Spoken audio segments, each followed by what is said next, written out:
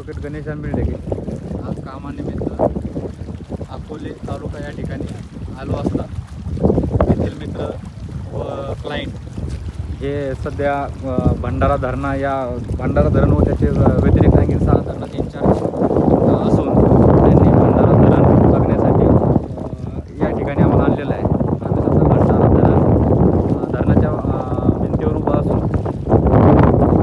या धरणाला जे धरण आहे इंग्रजाच्या विल्सन नावाच्या अधिकाऱ्याने 1903 साली बांधलेलं आहे.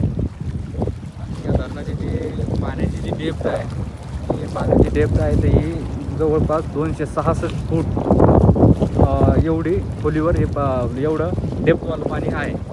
आणि याची जी लांबी आहे ही लांबी जवळपास 21 किलोमीटरपर्यंत फार सांगण्यात हे जे धरण आहे हे प्रवरा नदीवर स्थित आहे आणि खूप मोठं धरण आहे.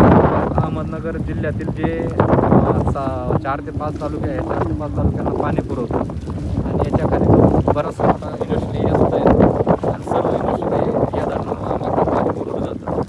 खूप अप्रतिम लोक आहे. याच्या ज्या उजव्या बाजूला सर्वात मोठं उंच जे कळस आहे कळस म्हणून याच्या उजव्या बाजूला आहे. आता ते धोक्यामुळे आपल्याला दिसत नाही आहे अलौकिक नैसर्गिक सौंदर्य या ठिकाणी दिसून येत आहे आणि खूप मनमोहक वातावरण निर्माण झालेलं आहे. खूप भारी वाटलं. खूप सुंदर लोक आहे.